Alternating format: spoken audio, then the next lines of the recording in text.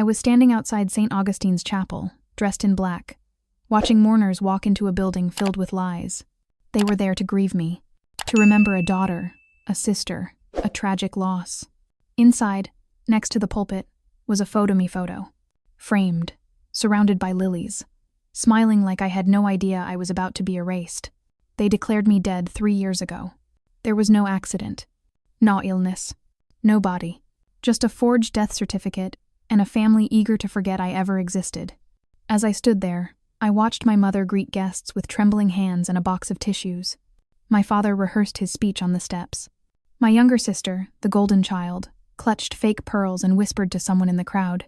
She was always difficult. And me? I was very much alive. I had crossed continents, collected proof, buried my old identity, and built a case they never saw coming. And now, I was here. Not to mourn but to interrupt. Before we begin, what time is it for you right now? And where are you listening from? Let me know in the comments below. This story, it might feel uncomfortably real, because sometimes your family doesn't wait for you to die. They bury you while you're still breathing. 3 years ago, I walked into our family's dining room with 2 things, hope in my chest and a business report in my hand. By the end of dinner, I was no longer their daughter. We were supposed to be celebrating. I'd just helped secure a major licensing deal for our family's company Decor Interiors, the boutique design firm my grandfather founded, and my father nearly ran into the ground. I had worked double time on the pitch deck, slept 3 hours a night, held meetings on lunch breaks from my second job.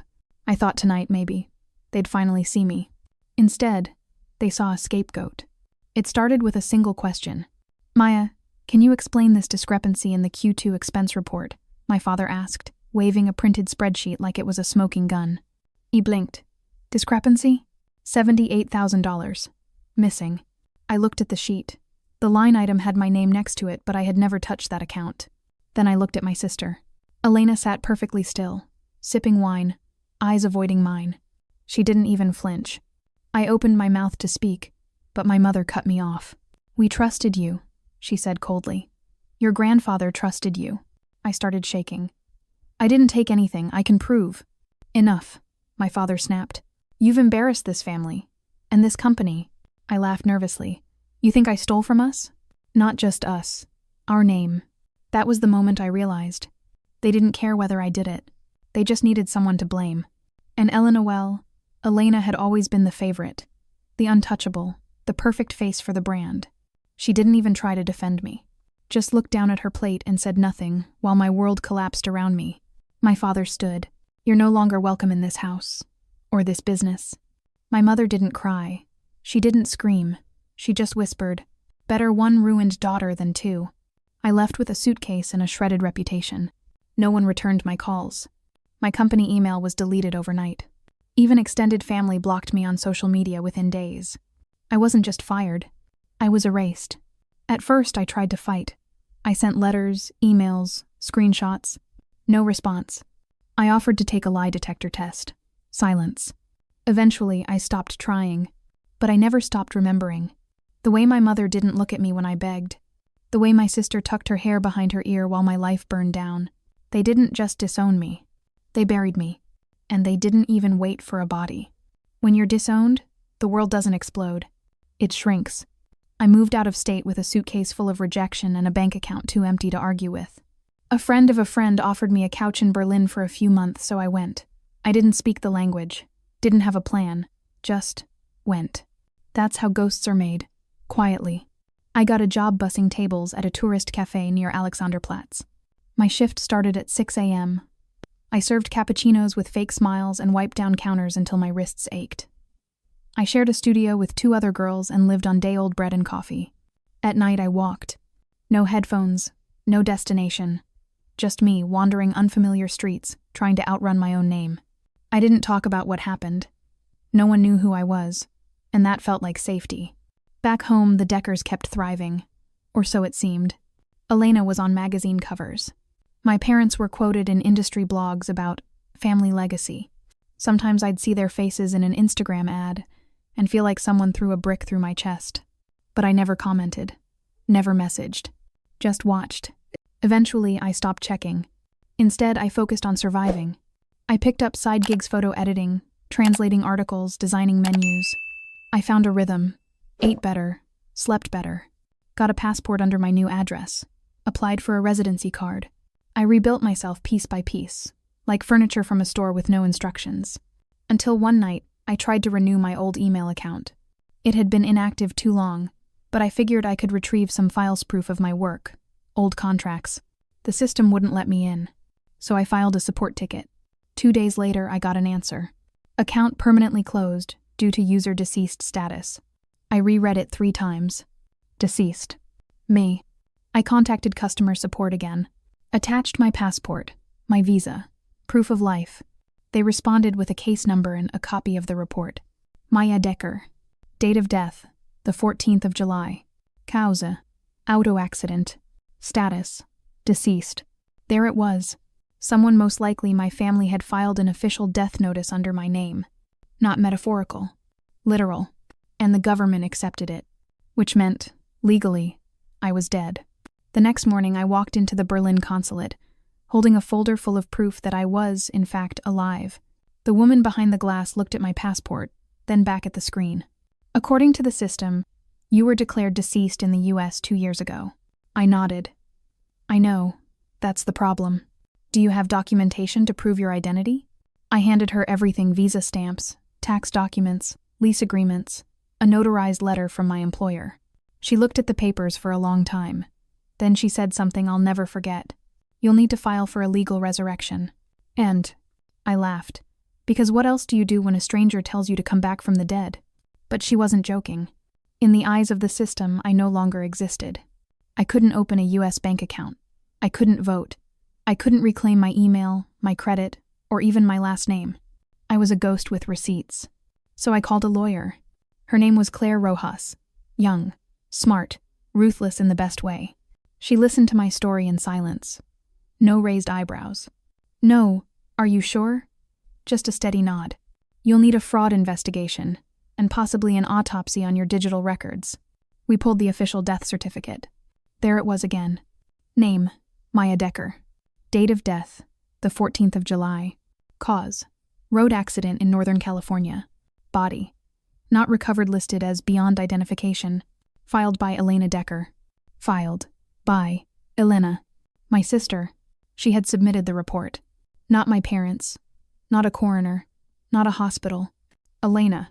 Claire sat across from me, jaw tight. Your sister doesn't have the legal right to do this. Inål fingers clenchel. Unless someone gave her power of attorney. We checked. She didn't have it, but my father did. Which meant they worked together. Claire leaned forward. Why go this far? Why not just pretend you moved away? I looked at her, dead in the eyes. Because there's something worth burying me for. That night, I didn't sleep. I scrolled through old records, cross-referenced dates, matched up interviews, news articles, company filings. And there it was. 6 months after my death, the family trust previously split equally between Elena and me was quietly amended. All assets were transferred to her. Real estate, stock options, intellectual property. No public announcement, no press release. Just silence. Signed, sealed, and stolen. That's when it hit me. I wasn't collateral damage. I was the obstacle. Claire looked across the desk at me, her expression unreadable. You're going to challenge your own death. I nodded. Not just challenge it. I'm going to blow a hole through it. We started that afternoon. Step 1. Build the file. It was one thing to be alive. It was another to prove it in a system that had already marked you as gone. We collected everything. Passport stamps from the last 3 years. Employment contracts. Tax filings in Germany. Lease agreements. Phone records. Travel insurance. Bank statements. I even tracked down old coworkers from the cafe. One of them still had group photos. The timestamp on Instagram was gold. Claire created a master folder labeled Proof of Life, Maya Decker. She grinned as she printed out the final sheet. You're the only client I've ever had to resurrect. Step 2. Submit the fraud report. We filed a federal complaint against Elena and my father alleging falsification of public documents, unauthorized declaration of death, and fraudulent claim to estate assets. It triggered an internal investigation. Quiet, but powerful. Step 3. Wait. But I didn't just wait. I watched. From the shadows. I created a burner social account, no name, No face and followed everything. My sister's Instagram was a goldmine of arrogance. White marble countertops, champagne toasts, hashtags like number family legacy and number built not given. What she didn't know was, she didn't build any of it, and she was about to give all of it back. One post stopped me cold. A photo of her holding a deed. Caption: officially the last piece of the estate. Dad said I earned it. I zoomed in. The property address? My grandfather's house. The same house he promised would be mine when I turned 30. The same house listed in the trust documents she didn't know I had a copy of. I forwarded it to Claire. Her reply was instant. They overplayed. This proves intent. Everything was aligning. They hadn't just buried me to forget me. They buried me to cash in. And now? Now I had a court date. A witness list. A file as thick as their lies. But that still wasn't the moment I chose to strike.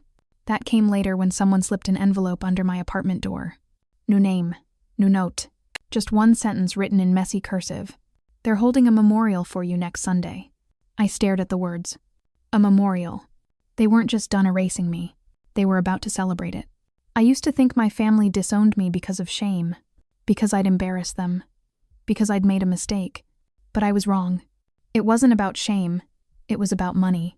After I got that anonymous note about the memorial, I couldn't sleep. My thoughts kept circling the same question. Why kill me off? Why go that far?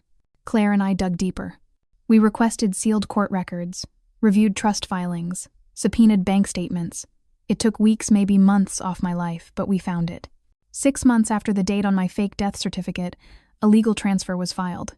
It moved the entirety of my grandfather's estate into Elena's name. Not split.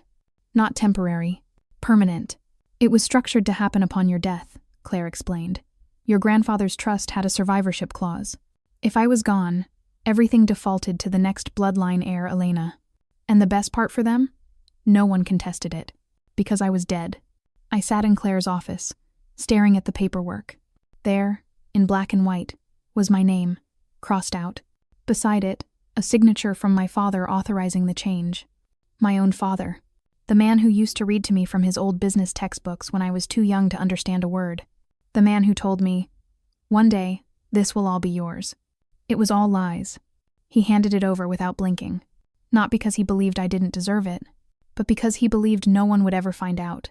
They didn't erase you out of grief, Claire said quietly. They erased you for profit. It wasn't just the house. It was the company shares, the patents, the trust accounts. Over $2 million in assets. Transferred. As if I had never existed. I remember walking home in the cold that night, Berlin air biting through my coat, and thinking, they could have just taken it, but they needed to kill me to make it clean. They didn't want a broken relationship. They wanted a clean ledger. I looked up at the night sky and said it out loud for the first time. They murdered me on paper. And now, they were about to throw a memorial. A party for the ghosts they created. I wasn't angry. I was ready. Because ghosts? They don't just haunt. They testify. The envelope had no return address. Inside was a folded cream card. No name, no signature, just a printed line. Memorial service for Maya Decker, St. Augustine's Chapel, Sunday at 2 p.m. They were throwing a funeral. For someone who hadn't died. My hand didn't shake as I read it. My heart didn't race. There was no cinematic moment of disbelief. Just stillness. After everything, the exile, the fake death certificate, the silent betrayal, they still wanted more. A performance. A eulogy for their own convenience. Tears on cue. A casket without a body. And no one in that room would know the truth. Except me, Claire called that evening. It's risky, she said. They could call the police, try to flip the narrative. Let them, I replied. I'm not crashing a funeral. I'm correcting a lie. We made preparations. I printed fresh copies of all the legal documents. My passport, residency, employment records, financial logs, and the fraud complaint already filed with the state. Claire notarized everything. We made duplicates. I rehearsed nothing. The plan wasn't about dramatics. It was about fact. But the poetry of it all wasn't lost on me. They buried me to clean the books. Now they were inviting the world to mourn me. Good. Let them. Let them say their speeches. Let them cry in front of strangers. Let them paint me as a tragedy. Because when I walked through those doors, I wouldn't just be alive. I'd be undeniable. The night before the memorial, I laid everything out. The black coat, the sealed folder, the old photo of me with my grandfather that they probably forgot still existed.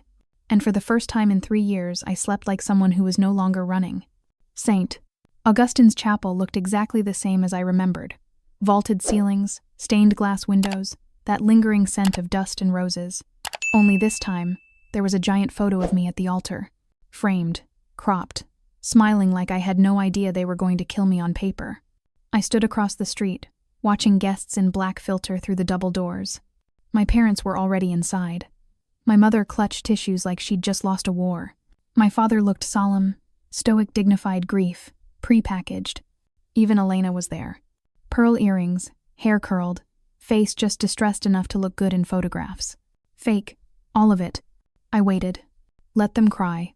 Let them perform. Then, at exactly 2:07 p.m., I crossed the street. Black coat. Sealed folder in hand. Hair pulled back. No makeup. No theatrics, just the storm they never thought would return. The ushers didn't stop me. Maybe they thought I was another mourner, late and shaken. Inside, the organ played something soft and mournful.